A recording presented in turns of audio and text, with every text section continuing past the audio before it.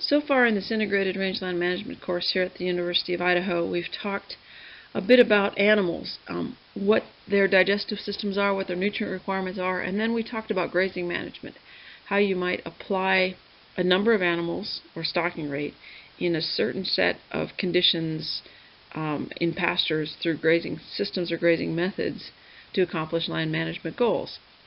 Today we're going to talk a little bit about how you might change the animal, not just the number and when and where, but actually change the animal so you can train them to use pastures or encourage them to use landscapes in ways that meet management goals. So these are the basis of animal behavior. We're going to start in this discussion with what conditioning protocols are, how can we change animal behavior, and then we'll go to the physiological and morphological basis for diet selection and habitat selection. So start to think about how you might change behavior. You have to think about where animal behavior comes from. What is it that affects how animals behave? Well, I would argue that what sets the limits of what an animal can or cannot do are set by certain host of abilities that are inherited. So animals are born with physical, sensory, or physiological abilities that determine how they can move across the landscape, what kinds of foods they can digest, what kinds of diet selection or habitat selection features that they might have just based on their physical or morphological or physiological ability.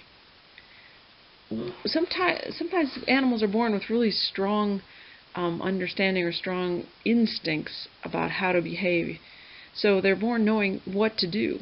Animals are born knowing, at least mammals are born knowing that they should look for milk. When they hit the ground after birth, they get up and they try to suckle. They try to find milk. That's an instinct. Animals don't have time to learn that. Certainly they get better at it over time, but they're born with some instincts.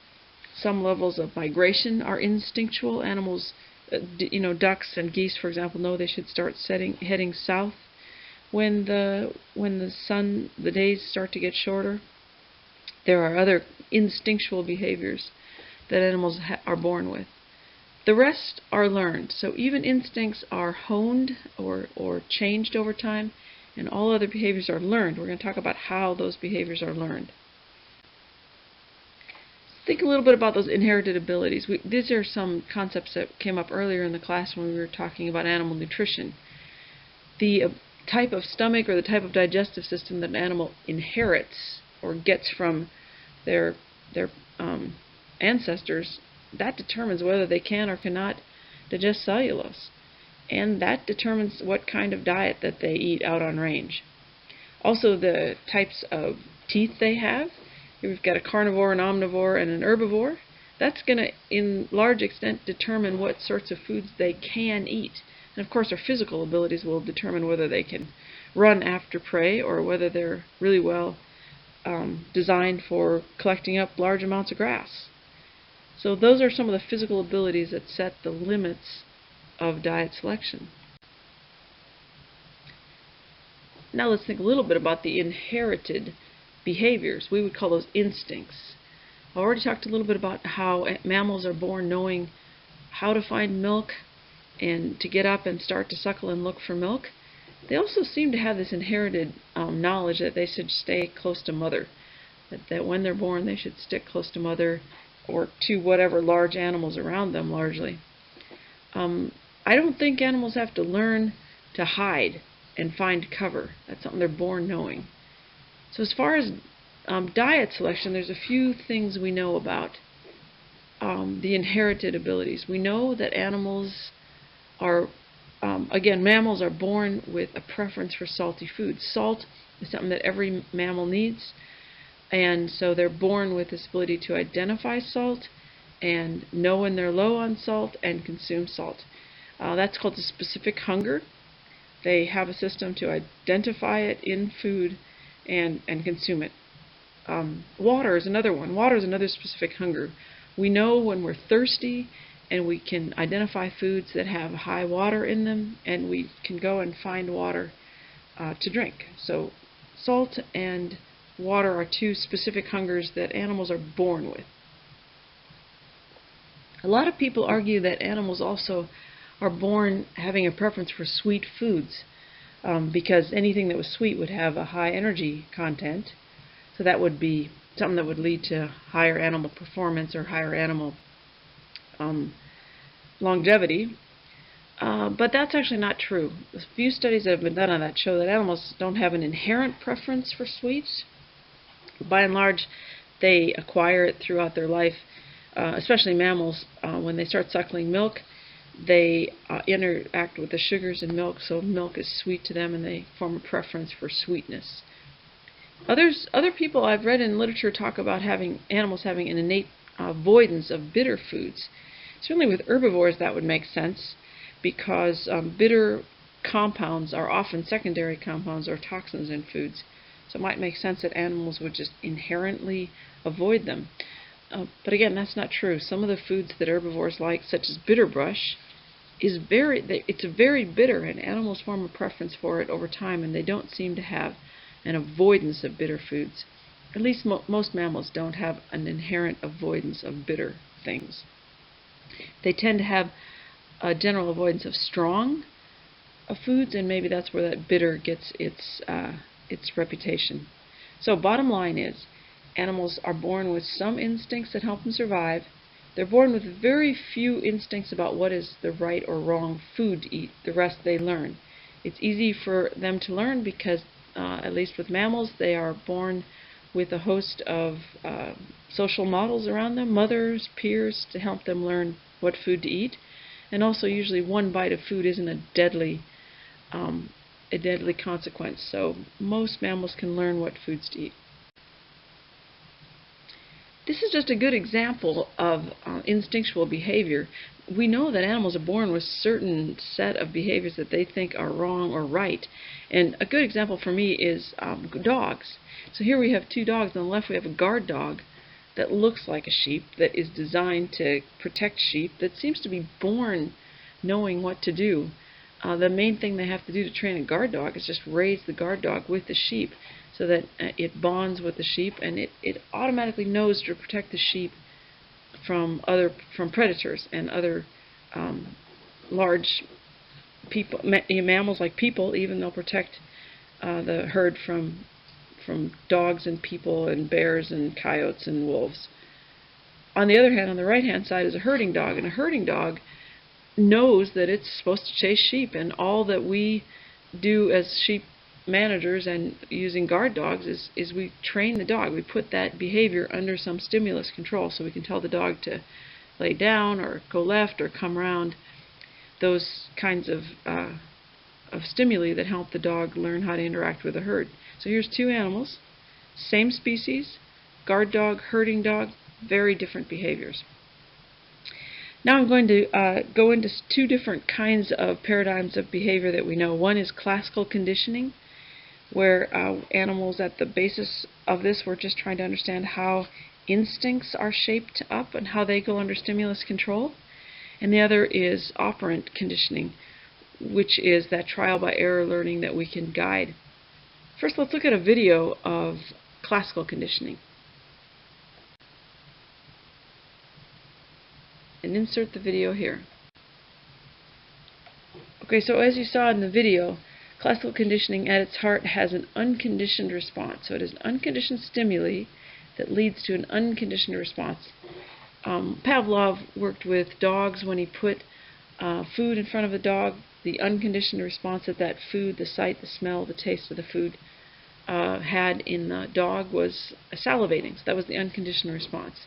And as you know, over time, Pavlov linked the unconditioned stimuli with conditioned stimuli, and that conditioned stimuli was a bell. He used a bell, he used a metronome. He noticed that even when he or his assistant walked into the lab, those served as stimuli that foreshadowed the occurrence of food, which foreshadowed salivation, so that over time that bell or that metronome actually elicited a conditioned response, which in this case was salivation.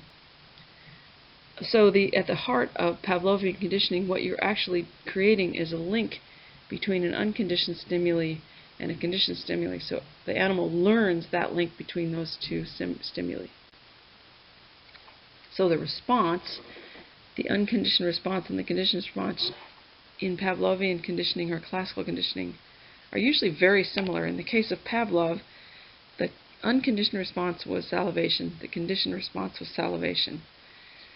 Our unconditioned response to a loud sound is usually to tighten up and maybe jump or get excited. Over time, we can learn that a large sound is coming, and we might tense up or jump just at whatever is tied to that loud sound, whatever might predict that loud event or that startling event. So that would be another unconditioned response, being startled, and a conditioned response, being startled. In one case, it might be to a large sound like a gun that they used in the video, or it might be telling someone that this is coming, or seeing the sight of a person that might get you tensed up. The unconditioned stimuli, though, can be quite different. They are not very similar. In the case of Pavlov, a metronome or a bell, which is the conditioned stimuli, was not anything like the sight and sound of food. So they can be quite different. So what is actually learned, as I mentioned earlier, is that link between the conditioned stimuli and the unconditioned stimuli. And so that the unconditioned stimuli is linked to the innate response. Over time, the conditioned stimuli will also elicit that innate response. So if we're trying to train up animals and get them to somehow link a conditioned stimuli to an unconditioned response, how might we strengthen that relationship? Well, certain things that we know that lead to a really strong relationship between a conditioned stimuli and a conditioned response is the clarity or the salience of the stimuli. If it's really, really clear that stimuli is linked to the unconditioned stimuli, that the animal can quickly learn that response. Another important factor in classical conditioning is the length of time between the conditioned stimuli and the unconditioned stimuli. Really short times are needed to help animals make that link between, for example, in Pavlov's case, between the bell and the food. The closer the temporal contiguity or the length of time between the conditioned stimuli and the unconditioned stimuli, the easier and stronger that relationship will be. In other words, the quicker you can shape up the response based on the stimuli. And the other is just the time, the number of pairings. If you do it 100 times, the animals can learn that relationship between the conditioned stimuli and the unconditioned stimuli. It just takes time, greater number of pairing. So we talked about what might strengthen a relationship between a conditioned stimuli and a conditioned response. What would you have to do to get the behavior to go on extinction, or to extinguish the behavior so that it no longer occurs? What could you do to reduce that relationship between the conditioned stimuli and the conditioned response? A couple of things you can do. One is if there's a lack of relationship between the conditioned stimuli and the unconditioned stimuli. So in the case of Pavlov, if you start ringing a bell but the food never occurs, so there's a conditioned stimuli, the bell, but the food, the unconditioned stimuli, never happens. So there's a lack of relationship. Pretty soon salivation will not be elicited by the sound of a bell. Another is that if the conditioned stimuli and the unconditioned stimuli are presented at random, so sometimes the bell rings and the food does not occur, sometimes it does, sometimes food appears but the bell is not there. Anything that reduces the predictability by which the conditioned stimuli predicts the occurrence of the unconditioned stimuli, anything that reduces that relationship will reduce the conditioned response. This discussion that we're having in class is based on a behavior by Dr. Fran McSweeney. She was a professor at WSU, and she wrote a chapter in a book. It was a proceedings that I oversaw, and it was called The Basics of Conditioning, so helping us to make sense of conditioning. It's a really good chapter, and most all of what we've discussed in this presentation are out of that chapter, so go ahead and read that. I just wanted to point out one thing that we see with classical conditioning that is interesting, and Dr. McSweeney brings this up in her chapter, is called sign tracking. It's the idea that the conditioned stimuli, if it's a good predictor of things to come, that stimuli itself can have value, so animals can form an affinity for a conditioned stimuli. Dr. McSweeney gives an example in that chapter where she was in Australia, and she was in a park that had kangaroos in it, and there was a machine that you could put a coin in and it would distribute food, and then you could give that food to the kangaroos. And the problem was that that machine was loud, so when you put the coins in it, it kind of rattled, and the kangaroos quickly learned that the rattling of that machine predicted the occurrence of food, so they started really running towards the machine when it would start rattling. Even if the food hadn't come, they would have run towards the machine, because now that rattling of the machine was a conditioned stimuli that they had an affinity for. And Dr. McSweeney says that it kind of really scared her when all these kangaroos were running towards her, and it all had to do with not the food, but the occurrence of that sound. I bring this up because if you've worked on a ranch, you see this all the time, especially if you feed cows with a pickup. So on my ranch, we would go out with a pickup and we'd have all the hay in the back. In the middle of the winter in North Dakota, having hay is a real positive reinforcement, so anything that predicts the occurrence of green hay would have a lot of value. So the pickup comes in the pasture, and then we would honk the horn of the pickup, and it didn't take long for animals to learn that the honking of a horn and the occurrence of a pickup meant food was on its way. So pretty soon, whether we had food or not, the animals would start running towards the pickup. Eventually, it didn't even matter if we were honking the horn or not. If the pickup showed up in the pasture, animals had an affinity for the pickup because it usually meant food was on its way. So that idea that the conditioned stimuli has value and is desirable is called sign tracking. It's just a sign of, it's just an example of how strong classical conditioning can be. So that's classical conditioning, and that's all based on the idea that you're looking for a relationship that is an automatic response, an unconditioned stimuli and unconditioned response. Most things in nature are not that instinctual. A lot of things that we want animals to do are not automatic responses to some stimuli. In order to try to shape up animal behavior that is more flexible, we need to use operant conditioning methods. So this is classical conditioning. Next, let's talk about operant conditioning.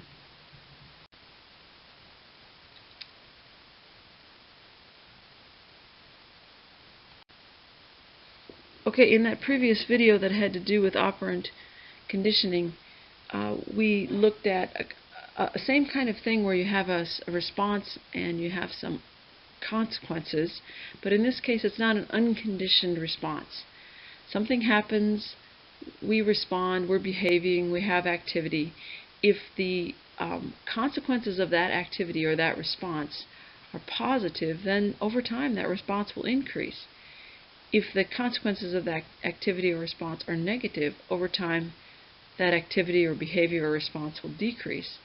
So what's different here is that the stimuli does not lead to some automatic response. In this case, the stimuli is just tied to this response that increases or decreases based on the consequences. I like to kind of look at it in this way. It's the same model of reinforcement or of operant conditioning. I just think it's a little clearer. And there's a behavior, and the behavior has consequences. If those consequences are positive, the behavior increases. If they're negative, the behavior decreases. You can put that behavior under stimulus control, or you can kind of indicate to the animal how to behave, or the animal learns how to behave based on stimuli that happen before the response. Before the behavior. So in operant conditioning, what increases the response? If you want a response to increase, you might have a very salient or clear stimulus. If I want my dog to come to me when I call the dog, here Shep, and every time the dog comes, I want to give it a reward.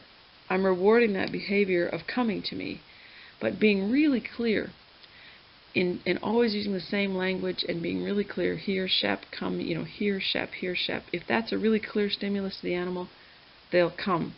So the clarity and the salience of the stimuli will affect the response. Another thing that affects the response is the magnitude of reinforcement. If a behavior leads to very strong negative or very strong positive reinforcement, then that can increase the magnitude or the frequency with which that response occurs. It's also really important that the response and the reinforcement happen in a very short time period. So if the dog comes to you, you want to reward the dog right away, really, really quickly, within fractions of a second. It doesn't make much sense to ask your dog to come to you and then reward it 20 minutes later. The dog will never learn the relationship that it came to you, and 20 minutes later it got a reward for that. It's a tough relationship, so the shorter the time between the response and the reinforcement, the easier it is to shape up the behavior. Again, that's called temporal contiguity. The last item to keep in mind when you're talking about operant conditioning is that schedule of reinforcement that they talked about in the video. In the video, the author and Skinner talks about gambling. Gambling is a case where there is a variable response. In other words, an animal, in this case a human, responds, and only every once in a while is there a reinforcement. Does money come out of the slot machine? And it turns out that you can shape up a behavior even stronger if that reinforcement occurs only occasionally, and if it's on a variable rate, so the animal cannot predict when the reinforcement is going to occur. So schedules of reinforcement have been really well studied in operant psychology, and if you want to shape very predictable and very reliable behaviors, you have to really understand what is the schedule of reinforcement, how often does reinforcement have to occur in order to shape up that behavior. What reduces response? If you have a behavior that you're trying to put on extinction, you want to get rid of a behavior, you have to look at the reinforcement schedule.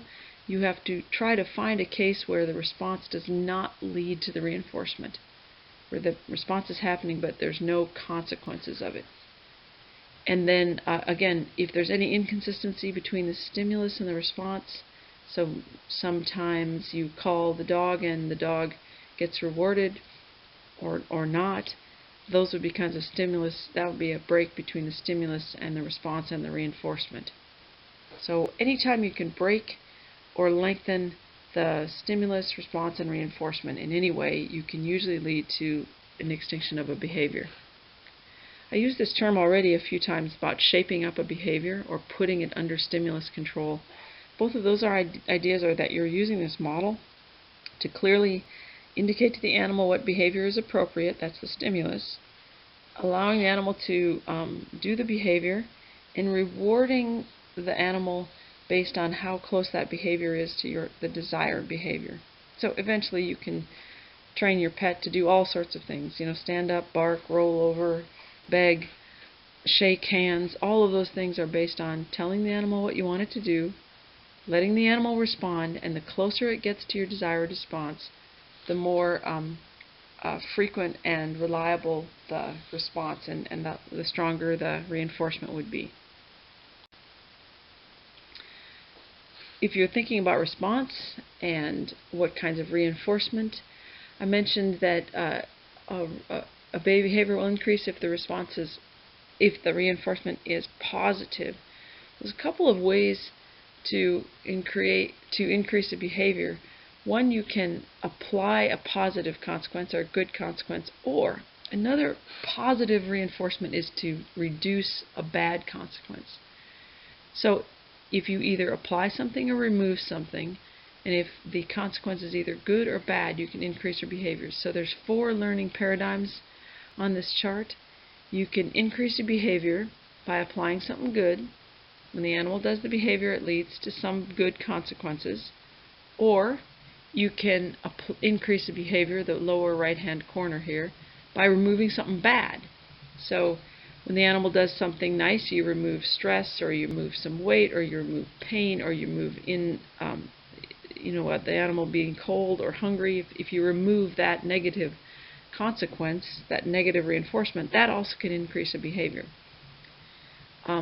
You can decrease behaviors by applying something bad. An animal does something, and you apply a bad consequence.